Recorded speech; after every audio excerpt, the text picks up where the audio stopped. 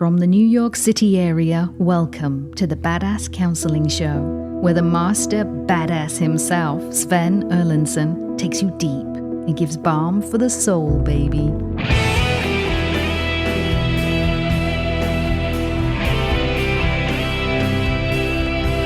Hey, badasses, good to have you here. So happy to have you at another taping of the Badass Counseling Show podcast. We are doing a lightning round, and that means we take rapid-fire questions, whether you are tuning in from Bulgaria or Burbank, California, and down to South Africa. It's great to have you here on the show.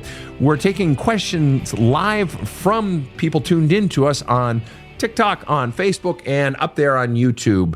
I'm joined in studio by KC over in the booth, lovely and brilliant as ever, and Rob right next to me. Yo. More hair than me, as usual. Barely. What's new and groovy, Rob? If I'm being totally authentic, I'm hungry and ready for lunch, but this is more important. Really? There you go. Wow, I'm impressed. I was going to bring a protein shake, and I didn't bring my protein shake. I was going to one-up you and say, well, I get to have something. All right, so. I'll live. Yeah, me too. Here we go. This is a good question. Jen, over on Facebook, asked the question, how do you dump the rocks and patch the holes in the love cup when there's almost no cup left between the holes? Okay. This references, of course, the title of the book, There's a Hole in My Love Cup, and actually a video I posted just last night, like 6 o'clock. I already had the first cocktail of the night, but it had been a video I had taped a couple days before, and it was talking about these, bozos, jackasses online that, they put in, they have a glass full of dirty water or something, and then they start pouring clean water in, and they say, this cup, with all the dirty stuff in you, that's your soul, or that's your insides. And if you got dirty stuff in you, just pour in more good stuff. And you watch them pouring. Eventually all the clean stuff washes out all the dirty stuff, and you have a clean soul now. See, the way to heal yourself and have a happy life, if you got crud inside, is just pour in more good stuff. No. That's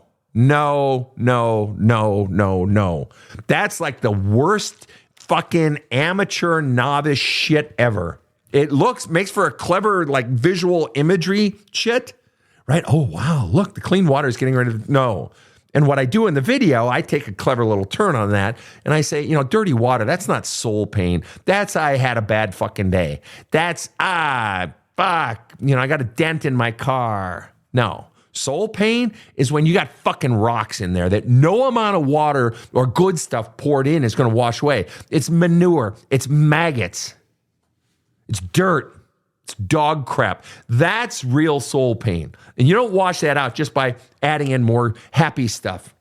I literally devote an entire chapter in this book to one of the most fallacious notions in all of healing, I believe. And that is, and I believe it's one of the biggest mistakes people make in trying to heal and become happy specifically. The biggest mistake, or one of the biggest, is in the effort to become happy, people will do what? They'll do more things that make them happy. There's almost no bigger mistake you can make than that. And you think, well, that doesn't even fucking make sense. No, that until you do the work of getting those rocks and maggots and dog crap and manure out of the cup, it doesn't matter how many more happy things you pour in. Think of every happy thing. In fact, let's change the language. Everything that gives you energy. Okay, so for Rob, one of the things that gives him energy, again, if you're watching up on YouTube, you can see right now, or maybe not, that Carly is up here on the mixing board. One of the things that gives Rob energy is Carly, the studio cat. Carly, he loves this cat. It's the one animal, and they have so many fucking animals, he and his wife, but he loves, okay, so that's one thing that gives him energy versus things that suck our energy, the bleed us, bore us, numb us, suck the life out of them, things you have to conjure up energy just to go do. Maybe it's holidays with the family, maybe it's every Monday morning at work, whatever it is. So if you think in terms of everything of those in your life that gives you energy, me doing these podcasts gives me energy. Counseling people gives me energy. People would be like, no fucking way, man. How do you do that shit? I would be drained as fuck at the end. I'm like, no, I'm jacked. It's like my second wife. She was a dancer in Broadway shows. She'd get done with the show at 10 o'clock. She wouldn't be able to fall asleep till 2. She was so lit. She was doing what she loved, right? All right, point is this. Think of every single one of those things that breathes life into you, gives life to your soul, energizes you, jacks you. Think of every single one of those as a diamond you're holding in your hand, okay? And so you've got these hands full of diamonds. And so many people think, well, hey, if I want to become happier, just add more diamonds, right? More things that give me energy. No, here's the problem. Because all the crap from your past, the rocks, the manure, the dog crap, the maggots, all of that, that's like, even if you have your diamonds in your hand, the things that give you energy, and just for the record, what's one of the definitions of depression? When things that used to give you joy no longer do. So you still got those fucking things. Whether it's Neil Point or fucking, racing cars or whatever it is, you still got those things in your life, but they're not giving you joy. Why? Because all the crap in your life is like having raw sewage dumping on your fucking head. Like big sewer pipes of raw sewage. And by raw sewage, I mean just the nastiest shit. And it's dumping on your head. I don't care how many fucking diamonds you got. You ain't going to be able to see them, smell them, taste them, touch them. Why? Because you got that raw sewage dumping on your head. You're going to have to keep your eyes closed, keep your mouth closed. But you're trying to look at your diamonds because they make me so happy. They give me energy. And you peer out to look at your diamond. And what gets in there but manure and sewage? And you try to like smell my wonderful diamonds. And then the sewage gets up your nose. Or you try to like breathe or eat something. And then the sewage gets in your mouth. And that's what all that stuff from the past is. That's real soul pain. That's traumatic experiences that are weighing you down from the inside. That's, most importantly, the BS beliefs you've been taught about yourself, that you were conditioned to believe about yourself and about life, but especially about yourself. That's the raw sewage. And until you do the work of turning the valves off to turn off that raw sewage, don't matter how many nice things, happy things, life-giving things you have in your life, you won't be able to enjoy them. But here's the thing about raw sewage. Here's the thing about all that past shit. And that is you can close the valves on those big sewer pipes. And let's say you only have like one garden hose amount and it's just going drip, drip, drip, drip, drip, drip. If you don't do all the work of healing your soul, you might still have a hose going drip, drip, drip, drip. But here's the thing about the drip, drip, drip. Is that eventually it's going to get across your face and it's going to get in your eyes a bit. And it won't be as overpowering as when you had the big fucking sewer pipes, but you'll still smell it. You'll still see it. Your vision of the things that breathe life into you, those diamonds, is going to be somewhat murky or cloudy because of the raw sewage, the shit from your past that's still in your life. And this is why we do the soul work. To take it from large sewer pipes down to like PVC pipes down to garden hoses going drip, and eventually we cut it all out so that any sewage in our lives is new sewage, and that can be dealt with because you've already done the massive work of clearing out all the sewage from the past. How do you do it? Well, again, that's what I wrote the book for, but fundamentally what it boils down to is going into your past and beginning to flush out all of the pain, the fears, and the bullshit beliefs you've been taught about yourself. And the bullshit beliefs you've been taught about yourself are the most powerful thing in your life, and you can't even see them right now. Until you begin the work, you can't even see them. The most powerful shit operating in your life, you can't even see yet. Well, how do you fix it if you can't see it? You begin the fucking process. And I've already said enough on this, but get the book. There's a hole in my love cup. Just keep listening to this fucking podcast because all of this should be journaling prompts. Everything we're talking about today should be a prompt in your journaling. Every fucking video I put up on social media, YouTube, Instagram, Facebook, TikTok, X, blah, blah, blah, LinkedIn, every single one of them should be a journaling prompt for you in your own work. It should facilitate new discussion, new questions that you then write out and so forth. Rob, do you know, I've been contacted at least, I don't know how many times in the last year, at least, I don't know how many, at least infinity minus 12 times, there are churches that are using Love Cup in their like couples groups and shit like that. There are rehab facilities using using our podcasts. I didn't send you that one. Fuck me. I got to find that one. There's a rehab facility using our podcasts. And I think it was the lightning round and the occasional counseling round. And so the point is that all of these tools, it's free. These podcasts, the videos, it's all free. You got to up your speaker fee. Yeah, right. It's probably too high already. But anyway, you got to dive in. And that's these tools are for you guys. All right. Exactly the point of one of our people on YouTube says, I'm 65. Recently, my childhood and PTSD is something I can no longer control. I've tried everything, but I just got your books. Thank you.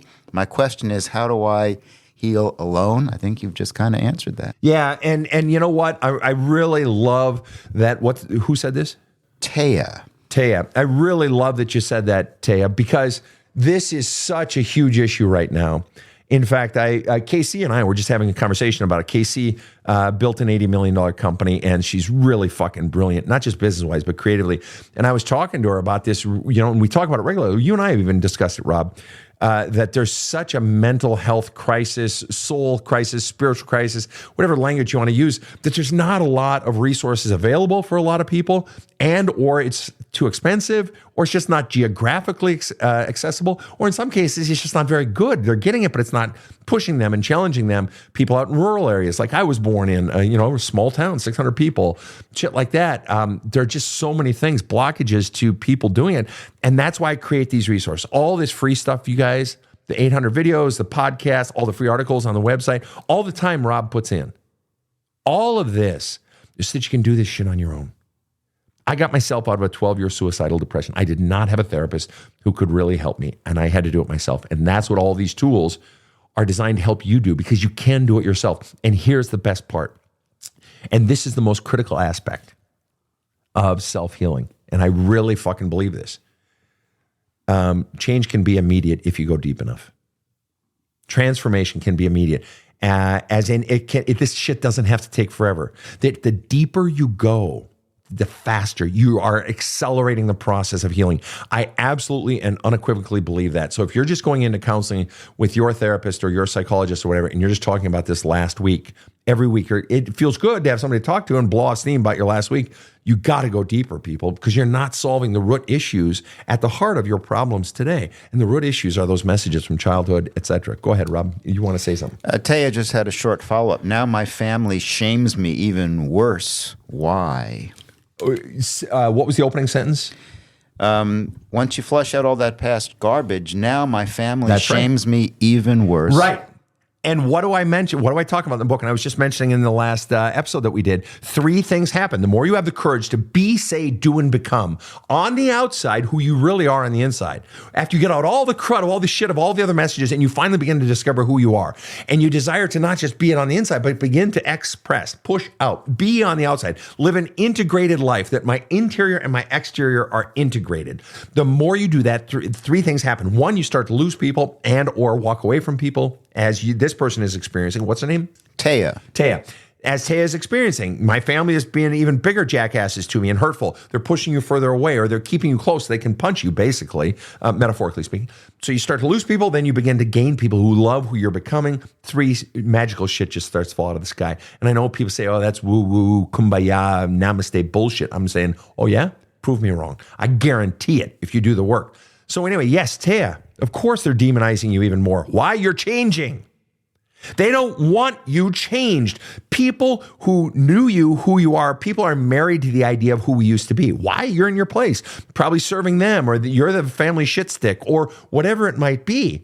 People want you to stay that way because when you change, they can't use you. They can't take from you. You exist to pour love into their love cup. When you change and say, wait a fucking minute, my love cup deserves to be filled, and I want you to pour some back into me. And they're like, fuck off. Fuck you. Right? No, we're not going to do it. And so what you eventually realize is I'm in relationships with, whether it's family, lovers, friends, work situation, whatever, with people who have no interest in giving, only taking. And very often that's when we begin to really transform our lives and turn it into something where I'm in relationships, friendships, work situations where there's a give and a take. You know, some of my closest friends or even my girlfriend, I like to describe it as I can't outgive my girlfriend. She's constantly loving on me in her ways, and I'm loving on her in my ways. We're both constantly depositing into the emotional bank account of this relationship.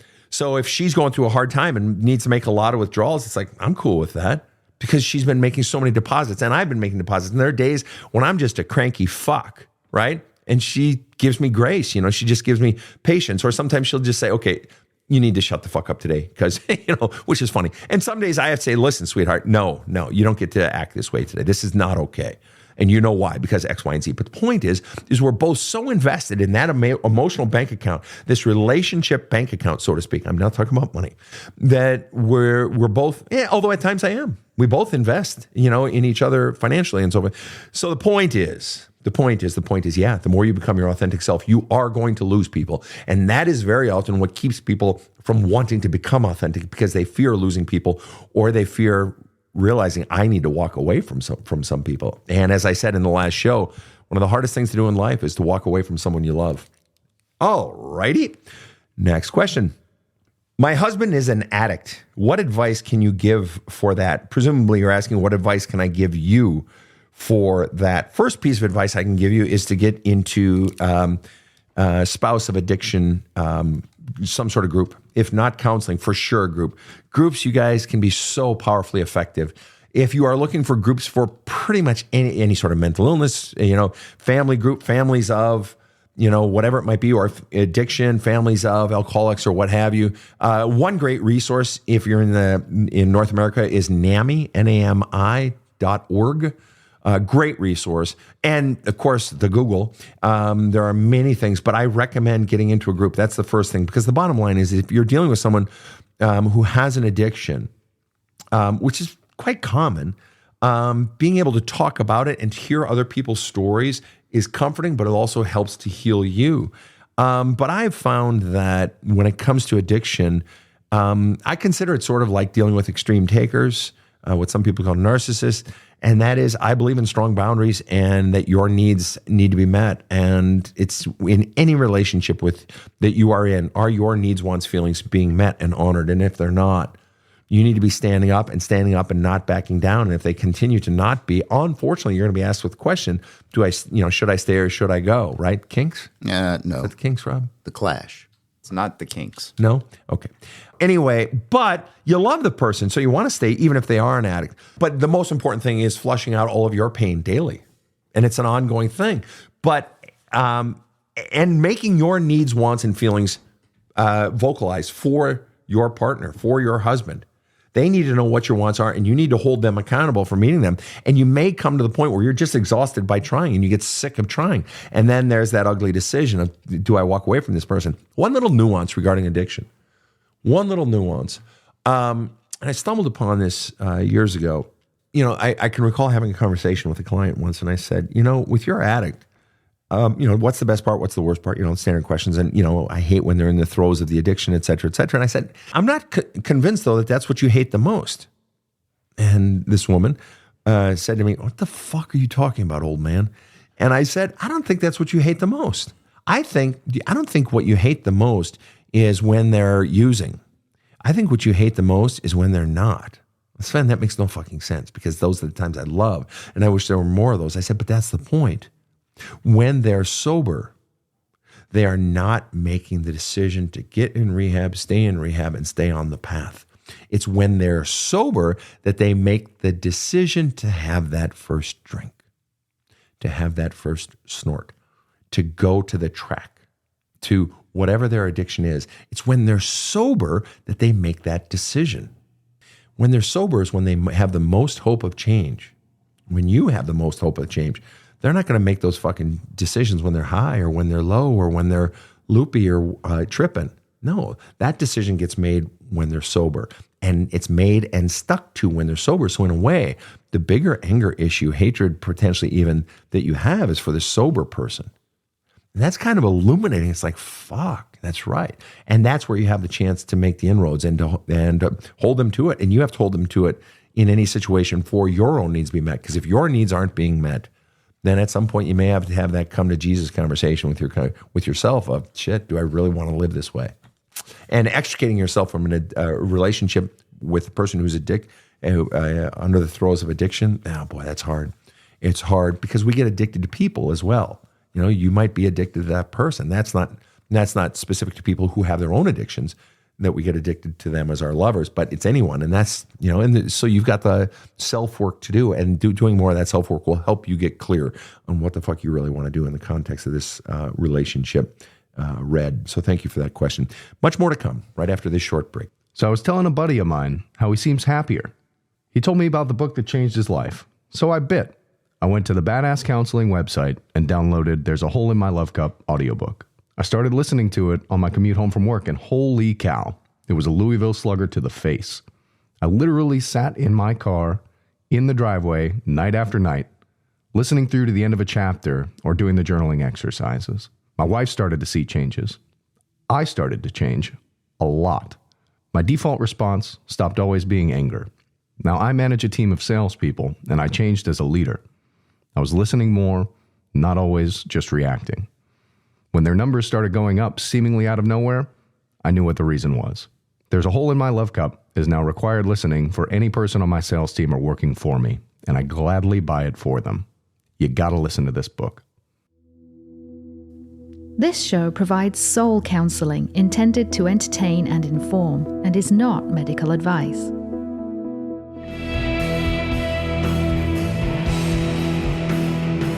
Now, back to the badass. Hi, guys. Good to have you back, badasses. We're banging out some good questions today. We got folks tuning in from around the world as far away as Bulgaria and Quebec and Peoria and Pretoria. And a few quick questions here. What's your thought on narcissists believing they own you? It's so funny this comes up because Tuesday night we taped an episode of the show, of the Badass Counseling Show. Yeah, that's the episode titled Both Sides Wow. And what's interesting is, it's funny you asked this question about what's your thought on narcissists believing they own you, because one of the things that happened was the husband had cheated on the wife many times over the years. And then about 3 months ago, she finally is like, fuck you, get the fuck out of my life, whatever. And he starts doing therapy, I guess. And presumably he said reading my book and whatever, but he said, so he comes into Tuesday and he's like ready to go, and I'm making changes and, really wanting the relationship, which I'm always skeptical of anytime somebody says, basically, I've changed and let's get back together. Because unless you're working with me, you probably haven't gone that deep, that fast and made massive changes. But furthermore, if you breach someone's trust, especially multiple times, it's going to take years for that trust fully rebuild. And he's asking her to get in trust, whatever. Point is this, to your question, Rhonda, what's your thoughts on narcissists believing they own you? Literally.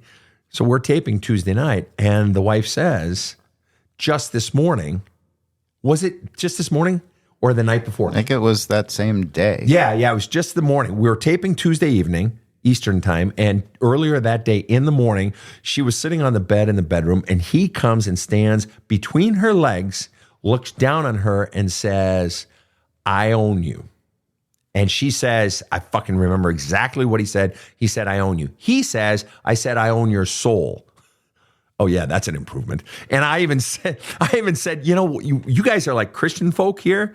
Saying you own her soul is actually worse from a theological perspective, because you are saying, I have just supplanted God. God owns souls, according to, the Christian thing. God owns souls. So you're saying you're God. Which is actually worse than just saying I own you, like your body. It's like, are you out of your fucking mind? And he's a nice guy and everything on the surface, but he's doing all this shit. What do I think of anyone saying to another human being, I own you? On the sports field, on the hockey rink, on the tennis courts, I am all in favor of owning your fucking opponent. I'm all in favor of a fucking offensive lineman standing over a defensive lineman after he just ran him over and his running back broke through the hole, and the offensive lineman standing over him and saying, I own you, bitch. I love that shit. In sports, fine. In any other area of life, no. No, wrong, bad. I don't give a shit. You said, what's your thoughts on a narcissist believing they own you? I don't give a shit if you call yourself a narcissist, if you call yourself a NYPD or a TRQ or whatever the fuck you call yourself. No, you don't get to call anyone. I say I own you. Furthermore, you believe you own me? Saying it, believing it, it's horrible. The question, and I'm not trying to be an asshole here, Rhonda, but why are you allowing yourself to be in a relationship with someone who believes they own you?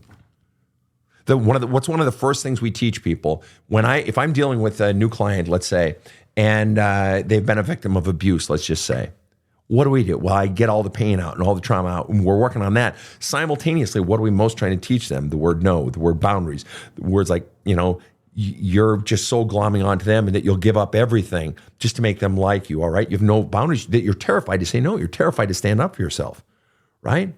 And so what we teach them is that. Why? So that in the future, they're not giving up too much. They're not allowing someone to mistreat them. So if you're in the situation now, before you ever get out of it, you have to begin to not allow anyone to mistreat you. So if you are in a relationship with someone who believes they own you, if you want me to be really honest, there ain't no way in hell you're going to change that in that person.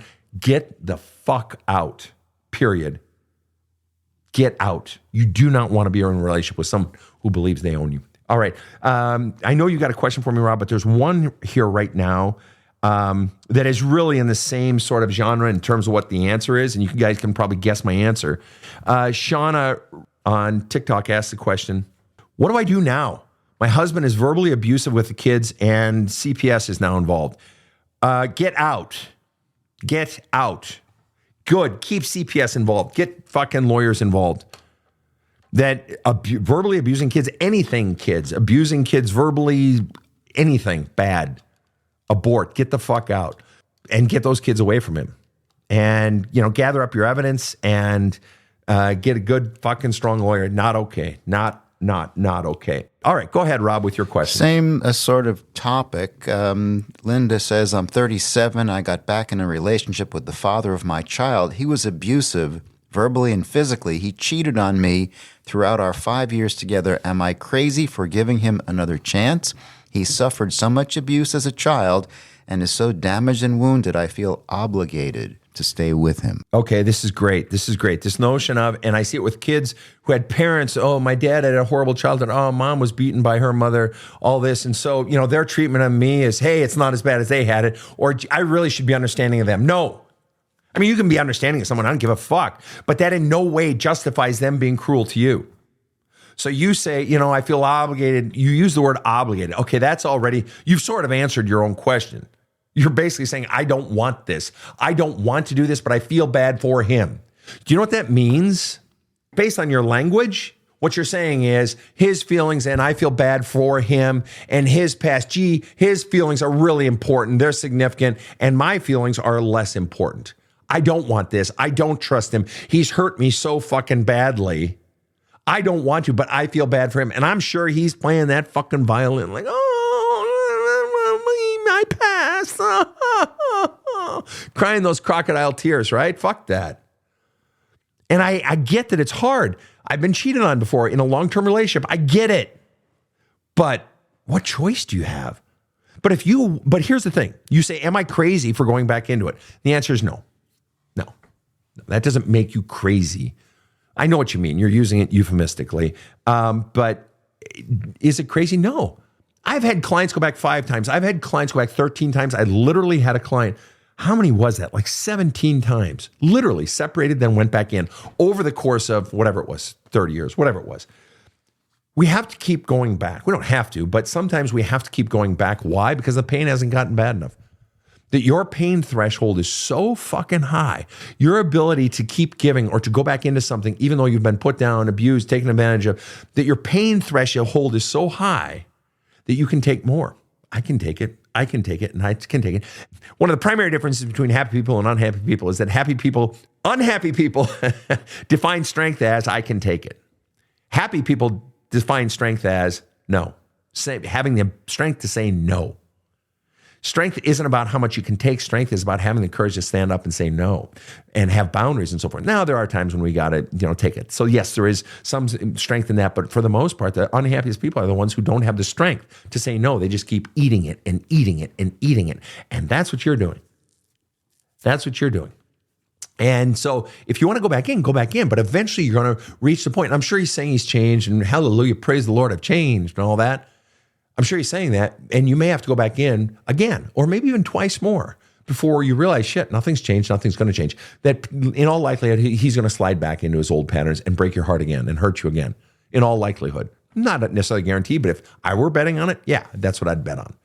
All right, personally, but you have more invested. So if you need to go back in, and for some people, they need to feel like before they can ever really walk away from a relationship, even if it's a friendship or family relationship, they need to feel like I've done every last possible thing I can. And then when you walk away, then it's almost effortless because there's nothing more I can do here. Nothing to see here, folks. Keep moving, right? That you feel like you can finally move on. What we discover over time is that notion of I have to do every last thing I can in order to know that it's time for me to move on. And there's nothing wrong with that. Truly, I mean that. But what it indicates is an unwillingness to trust yourself. Because if you have to prove it to yourself, if you're proving something, a proof implies a hypothesis, a theory. And if you're having to prove to yourself by doing every last thing, that implies you already have a feeling. You already sort of know what your answer is. but I have to prove it. That says you don't trust your own inner answer. And the more we go through life not trusting our own inner answer and forever having to prove it, we discover that our own inner answer was right probably almost all the time. But we didn't trust it in the beginning. We wait for it to get worse before we finally trust it. And what we begin to do as time goes on is we trust that voice a little bit sooner. When that voice is whispering from the depth of your soul, sometimes we wait for it, it lets things get worse. And now it's not just whispering, it's talking in its inside voice. And eventually things are getting worse and it's talking in its outside voice. And then eventually it's so bad, it's screaming at us, right? Well, we begin to trust it sooner and sooner. We begin to trust it when it's just talking in its outside voice, then talking in its inside voice. And then eventually real communion with your own soul is when you are trusting that voice coming up from your intuition, up from your gut. And you trust it when it's just a whisper. Why? Because you know the shit show it becomes when you don't. You got one for me, Rob, or is it my turn? Take your pick. I have a couple of them here. Okie dokie. Here's one. I'm going to take this and then I'm going to take yours next, Rob. This is from Dawn. Listen to the shift from the beginning to the end. She's really bringing up two separate things. All right? Are you listening? Dawn says, can you explain how hard it is to get out of a marriage of 32 years with someone who is narcissistic and abusive? I feel people don't understand the circle of abuse. Do you see how there's two things going on there? Wanting me to explain something, but why? Because people don't understand. What's being implied there? What's being implied there, and there's an icon, an emoji, and it looks like it's a thinking emoji. Either that or else it's a Kleenex emoji, wiping a tear. It looks like a thinking emoji. Anyway, point is, I feel people don't understand the circle of abuse. Okay, so on one hand, she's asking me to explain the circle of abuse. But the question is raised, why? And she answers that. She feels people don't understand, which implies potentially she's having experiences where people aren't understanding what she's going through. Otherwise, we're just sharing theoretical information. Well, the truth is, you look that up on the Google, right? But you're wanting people to understand not just this random theoretical thing. You're wanting people to understand you, to feel heard. We were taping an episode of the show this morning with Nikki, and she had just this heinous, horrific life, childhood, everything, man. And she was talking about how what she really wants is to feel, how did she state it, Rob? To feel like people understand. Do you remember how she stated it, Rob? I said, if you were to explain it, what would be the most, to someone, what would be the one sentence that would feel the best to hear? Or what did you most want to hear when you were going through that one trauma of her like fucking 7? She had been married for 30 years. Her husband had been cheating on her, and then he comes out as gay, right? And she felt like, there are groups out there and there are books out there on, coming out, and we're all happy for the gay person coming out. She said, even I was. We were best friends, and he came out as gay, and I was happy for him. But you get forgotten. The straight spouse and their feelings of loss, betrayal, anger, whatever, get forgotten. And I said, what would you have most wanted? She said, I just want a hug. But it's just like all the focus is on this other person. And I felt unseen, unheard, unloved. And so when you're asking this question, Dawn, with an E, you're asking, can I explain, how to get out of marriage with someone who's narcissistic and abusive? And we've sort of covered a lot of narcissistic stuff today, so I'm not going to approach that. What I'm going to approach, though, is that longing to feel seen, the longing to feel understood. We all have that. And very often our best relationships are based on, whether it's friendships or lovers or family, where we feel understood and that other person feels understood by us. It's that great fucking thing that James Cameron did in Avatar. That movie, what are the words they never use in that movie? What 3 words? I love you. That's it. They don't use the words I love you. They use the words I see you. And if you think about it, it's really fucking genius shit, man. Because what do we all want? We all want to be seen for who we really are and for the person to stay. For them to want to be in our company. We long to be seen, right? And appreciated and loved, and they stay. But of course, what do we all know? What does it take to be seen? It requires the courage to show who I really am. All right. Rob, I think you're up. Yeah, from one of our viewers on YouTube. I have a friend who wants to put our friendship on hold. She says it's because of my behavior. I really think it's about her being embarrassed. How do I handle this situation? Do you got a first name? Yes, I do. It's Barbara. Barbara, I would wonder what that person is embarrassed about, what you feel they're embarrassed about. It's an interesting little curveball there. But the question you have to be asking yourself is twofold. What if they're right? That's the first question. And you need to be journaling about that. That their words, someone wanting to step away from you, well, entertain the question. Because if you can't entertain the question of how am I potentially at fault in this situation, then you get into potentially extreme taker land, or what people call narcissist, that I can't ever consider the possibility that I'm at fault. Okay, now, I'm guessing you've already done that, or you sort of you've actually specifically indicate that you've done that and you believe, no, they're at fault, which is fine because we've all been in situations where it is the other person. Of course, we've all been in situations where it's me. Okay. But if you've assessed and you've determined that I'm really not at fault or my fault in this case is minimal, and then you say this person is embarrassed, you don't really say what they're embarrassed about. But the point is they want to step away from you. And the truth is that's their right. Anybody can step away from anybody. It's life, right? It sucks, it hurts, and fuck you for stepping away from me. But in the end, it's her right to do that, Barbara. And clearly it hurts. You wouldn't even be posting here on social media and asking that question unless there was pain involved for you. And I'm betting the pain is both twofold. One, having the finger pointed at you, and two, someone doesn't want to be with you anymore, or at least for right now. And so that's what you need to be journaling on. That's what you need to be talking to your therapist about, is getting out the pain of somebody not wanting me and of being what you believe to be falsely accused. And the truth is, this person may choose to stay away from you. But again, I would once again revisit the question, but what if they're right? And is it possible? And after you do the journaling and flush out your disappointment and your grief over the loss, you'll have clarity. And if it's not you, it's not you. That's fine. That's okay. But if it is, then you need to own that shit. Or if it's you 20% and them 80%, own your 20%. And then see if they own their 80%. But in any relationship, and I'm not saying it is the case in yours in this one situation, Barbara, but in any relationship, we always need to be asking that question. How am I part of the problem that I'm trying to solve?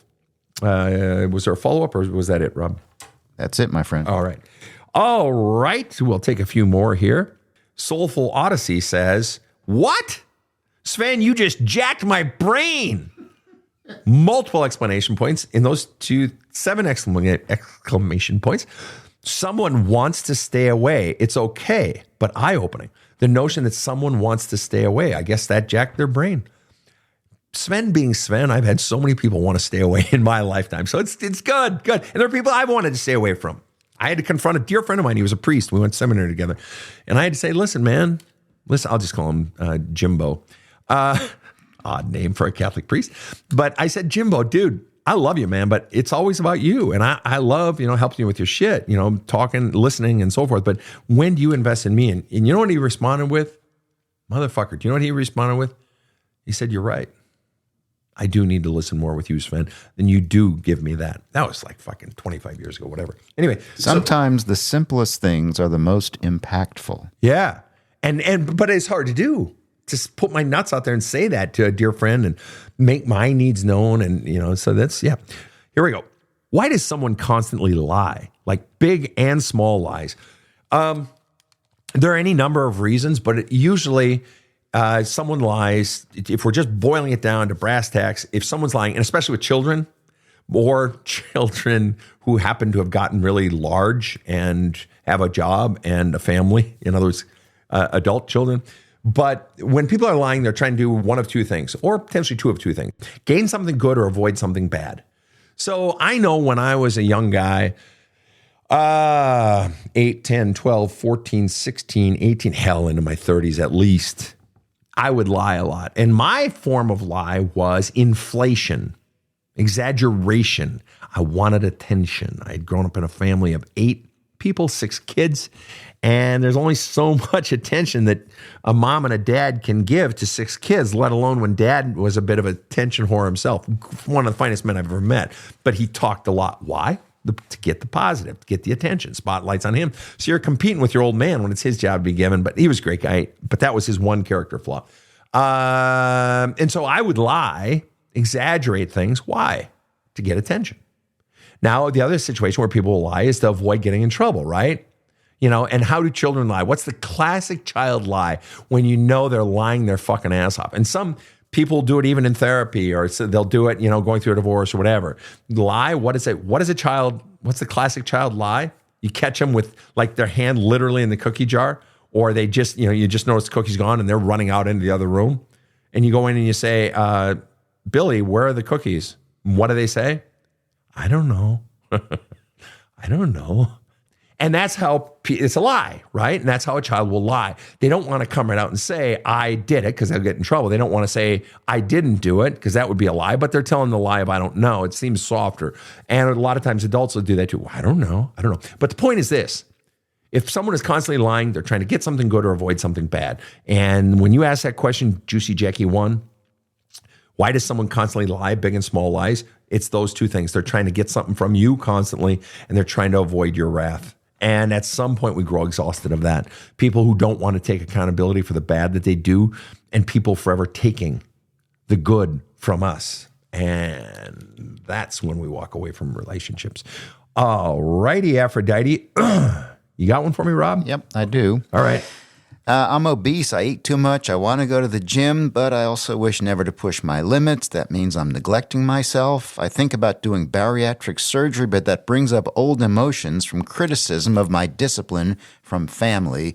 I'm just unsure of myself. Okay. What can you say of that internal struggle?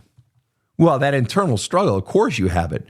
If you've gotten that big, likely this has been your addiction, your way of self-medicating, among other things. And in any situation like that, you've got massive amount of pain inside of you. I guarantee it. Even more significantly, you've got massive messages that you were taught about yourself that are just killing you from the inside. You're no good. You're not good enough. You're a bad person. You're unwanted. You're unwantable. And that's what you have to do, is begin to go into all of those messages. You have to begin to go down to the ones you can't even see yet. And more often than not, it requires help, the right tools, the right therapist to go down deep and help you see what those messages are that you were taught about yourself that were never true to begin with. Because I guarantee you this, you weren't born bad. You weren't born believing that you're bad, that you're flawed, that you're unwantable, that you're no good, that you don't matter. You weren't born that way. No child is born that way. That means somewhere between the vagina and right now, the womb and right now, you were taught a lie. And so likely multiple lies, but all of them sort of in the food group of you don't matter, you're not wantable, you're no good, you're not good enough, you're not worthy of love, those sorts of things. And so it requires going down in there and determining what those messages are. Well, how the fuck do I do that? And again, that's what I wrote the book for, by the way. And it'll lead you down there and it will help you identify those fucking messages. By the way, I have to say this because I'm just over the fucking moon. I don't know if I told you this, Rob. I think you did, and it's muy bueno. Thank you, sir.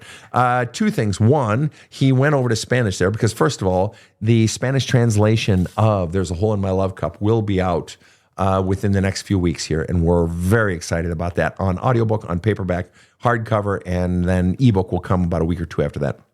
Very excited about the Spanish translation of this, but just as good, even better potentially, is just this week, and we've been holding strong on the Amazon bestseller list in self-help / inner child. We are the number 2 book. Unbelievable. Yeah. Congratulations. Well done. Thank you. The other book that is number 1, number 3, and number 4, because their audiobook and their ebook are also ranked in top 10, is this book, Shadow Work, which is, of course, Carl Jung. That goes back 150 years, whatever. But their paperback, mine aren't up there. My audiobook and my ebook are not in Amazon rankings because I do not have my audiobook on Audible. I refuse to. I had it up there once and they rape authors of royalties and that whole member system that they have. They'll give you a book for free. They'll give you a love cup for free and then they'll jack me on the price, on the royalty. And I'm like, fuck you. So that's why you can only get my audiobook and ebook on my website. Anyway, so we hit number 2 on the bestseller list on Amazon self-help. So Very, very exciting. Very exciting. And it continues to heal people's lives. And as does this podcast, that Rob is the most faithful engineer, executive. He does it all, man. Does it all.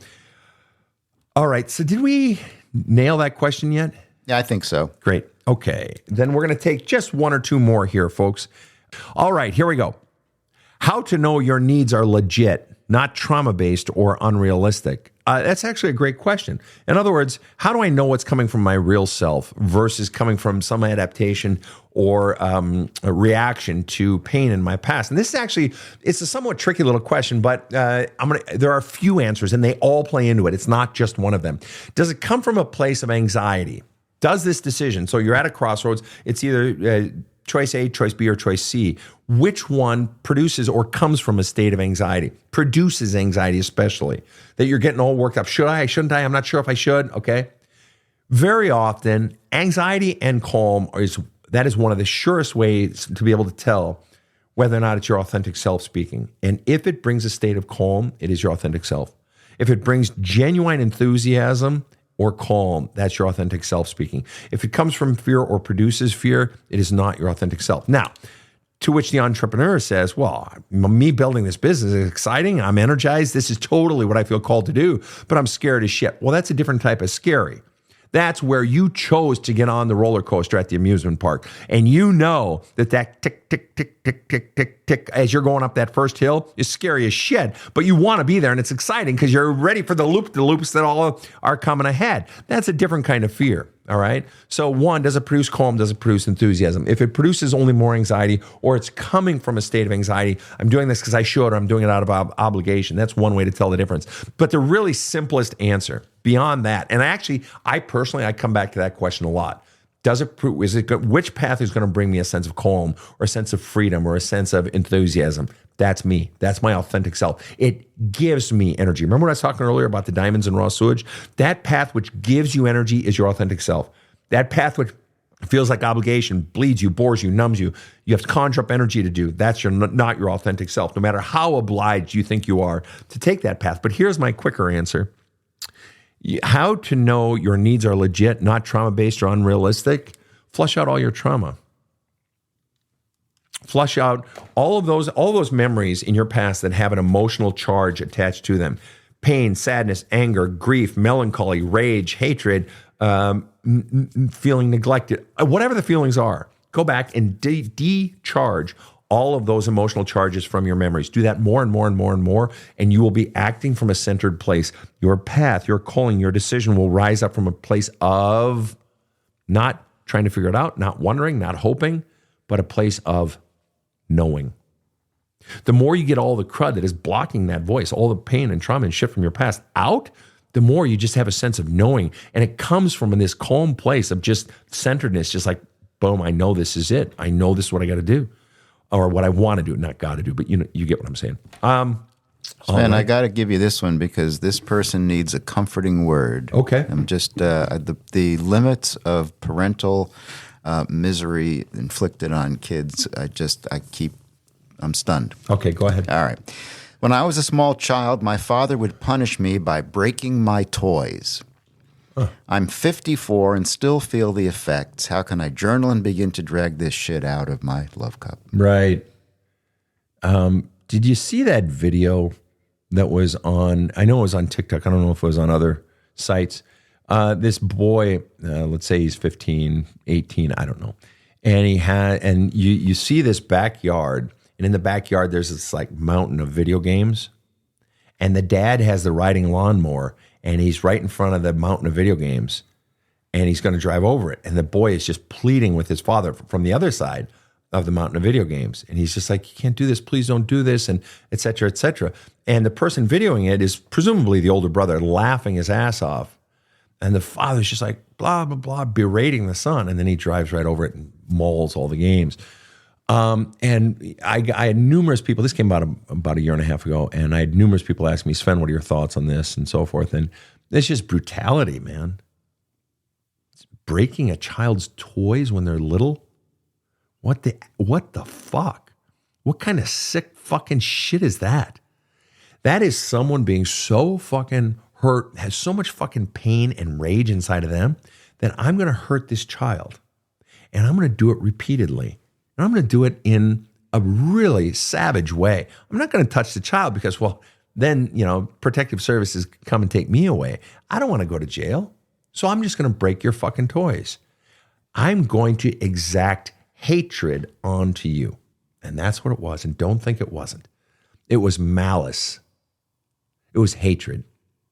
Your father, the person, one of the two people you loved most in your life, right? The ones who raised you, mom, dad, grandma, whatever it was deliberately treating you with malice and hurting you time and again. It's heinous. It's disgusting. And here you are now in your 50s, I believe you said, and it's still affecting you. I guess one of my questions would be, what's the biggest effect you're still experiencing today? What really are we talking about regarding yourself? And some people would say, hey, Sven, I could see someone having the response of, I don't want to have nice things, or I don't like to have things at all, or I'm very protective of my things. But going even deeper, what does it make you feel? Well, certainly, what's the underlying message? Guys, when you're ever listening with someone, if it's your child, if it's your lover, if it's your best friend, if it's your parent, if it's your friend, whatever it is, one of the questions you always want to be asking, my mother used to frame it, who did my work for 65 years, long before I ever started. Her phrase was, what's the message behind the message? My phrase is, what's the underlying message? The thing that's not being said. And so if a father is mowing down, or breaking a child's toys at 3 or 5 and 7 and 9 and repeatedly doing it, what is the underlying message, whether intended or unintended? In what their intention is really quite irrelevant. The reception of the message, the perception, the interpretation of the message of that child is, you're fundamentally telling me that I'm no good, that I'm bad, that the things I treasure don't matter. Well, if you teach me that the things I treasure, my favorite fire engine, or my, stop and go Barbies, or my, cry and poop, whatever, Mrs. Beasley, if dad's breaking my toys, he's conveying the message that what you value doesn't matter. And you know what the child's brain does? The child's brain does exactly what the adult brain does. If you're at work and you're in a big meeting of the important people in your section or whatever, and you have this suggestion for how it can be made better, and the boss negates your offering, your idea, and says that's dumb, and no, we're not doing that, and whatever, by negating something valuable to you, this creative idea that you put out there to make the company better or to make people happier, by negating that, what do you feel? You just negated me. That child, by dad breaking your beautiful, wonderful fire truck and your, Mrs. Beasley doll and whatever else, is breaking that which is important to you. And the underlying message is, you're not important. You don't matter. Your feelings don't matter. Worse, I delight in your pain. That's just savage. And so the message that gets pressed into the wet cement of that child's soul is, you don't matter. You're no good. Fuck you. That's the message. And that then becomes your own voice. You think it's your own voice hating on you. It never was.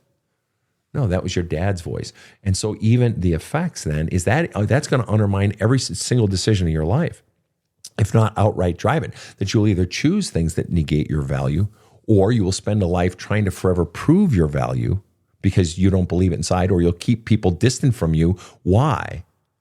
Because if they saw who I really am, I have no value. They'll see what a piece of shit I am. So you'll keep them away. You'll keep the walls up. There are so many ways. And once you talk about parenting, the effects and messages like that from a child, from childhood, now that person's a parent, that is going to infect every single decision with your children, which is why I tell people the best thing you can do to become a better parent is to do your own healing of your own past. Was there a follow-up comment on that, Rob? A very sad one. She says her dad threw her favorite little Frisbee under the lawnmower when she was 3 years old. Isn't that fascinating? And she says it was deliberate. Oh yeah. But I can presume from the first comment that there were more than just that one incident. Is that right? That's the way it looks. Yeah. Yeah, that's just savage. That is savage and brutal. And what a fucking dick. You had a father who wasn't a father. And that alone is its own realization. You had a father, not just the message it taught you about you, but the fact is you've never had the family that every child wants. And that's a family that's loving. You didn't have a father who was loving and kind. Or worse, he could be loving and kind or nice at times. But so he was putting some messages of love into your love cup, but then he was putting in these just brutal rocks and stuff. Go ahead. 2 more listeners are telling similar stories about things like their dolls' heads being ripped off. What the fuck? I'm just shocked. I'm horrified. And the thing is, anybody watching this show, I mean, I'm sorry, you would have grown up in probably the oldest person we probably have watching this show probably grew up in the 50s. The absolute oldest. You couldn't be growing up in the 40s. You'd be dead by now because you would have been born, let's say you were born in 30 and you're 10 in 1940. If you were born in 30, you're fucking 92 years old. The math is working against me here. Well, my only point is odds are they're not watching my fucking show or listening to my fucking show. My point is anybody watching this show who experienced these things didn't grow up in a time of unenlightenment, where we're knowledgeable about abuse and shit like that and, just savage parenting. You're likely grown up 70s, 80s, 90s. I'm sorry there was therapy then. I'm sorry there were self-help books. I'm sorry Oprah, not Dr. Phil Donahue. Fucking all those shows existed back then. It was part of the common language of so many of the people that are watching the show, the parents of so many people watching this show. And they're still fucking doing it. What the fuck? That's people who have unhealed shit from their own life. Parents who haven't done their own healing. And those are extreme versions. But it can manifest in so many small ways where we suck the life out of a child. We did a taping of the show where KC was out here. We taped it last Saturday, I believe, or was it Tuesday's episode where KC says, I think it was Tuesday. She said where I used to drive my daughter to school, and she'd be chatty, and she had only started driving. She grew up in the Bronx, so she didn't grow up driving. So she didn't start driving till her 30s, and she was a tentative driver. And so when she's driving her daughter to school quite regularly, the traffic just made her nervous, and her daughter was chatty Cathy. But for a few minutes each day, she'd say, "Okay, I need you to be quiet right now, sweetheart." And the child got the message, I talk too much. And the child became a much shyer and quiet child for about the next 12 or 15 years. Because of that, it was incidental. So the way our paths and our own pasts, our own fears, our own anxieties, our own life impacts children isn't always the mowing down your toys type. It can sometimes be in very insidious ways, and that's why healing ourselves to get rid of all of our own anxieties means we'll cause less damage, big or small. Well, people, I love your questions. This is awesome. Yeah, I could do this all day. All right, folks, so here's the deal. If you got to heal, you got to start with there's a hole in my love cup. All right, it'll change your fucking life if you have the balls to do the work. And that means going in, answering the questions, and doing them in writing. It's available on audiobook. The audiobook is only available at badasscounseling.com. But then the new book is out, Badass Wisdom. And this is for those that want a 366-day meditational, inspirational. And Rob and I both made the audiobook version, also on badasscounseling.com. The Spanish version of There's a Hole in My Love Cup will be coming out in the next few weeks. So those of you that know folks who would really benefit from it, who are native Spanish speakers or would prefer it in Spanish, that will be out just in a few weeks. All right, folks, thank you so much for tuning in. Rob, any final thoughts today? This was a good one, and a lot of triggers for a lot of listeners, apparently. Brought a lot of thoughts up, and I think that's all to the good. All to the good. And Carly, any final thoughts from you today? Very insightful. All right, guys, it's been great to have you here. From those of you tuning in from Chicago and from Los Angeles, from as far away as Belgrade and all the way up to my dear beloved people in Ireland, it's been great to have you here. On behalf of Rob and KC, I'm Sven Erlandson. Have a kick-ass day. The Badass Counseling Show is strictly copyrighted. No copies may be made without the express written consent of the Badass Counseling Show, LLC. The Badass Counseling Show is produced by Karen Camparelli and Robert H. Friedman. Executive producer Sven Erlandson. Original music by 2-time Emmy Award-winning composer Trevor Morris. Have a kick-ass day.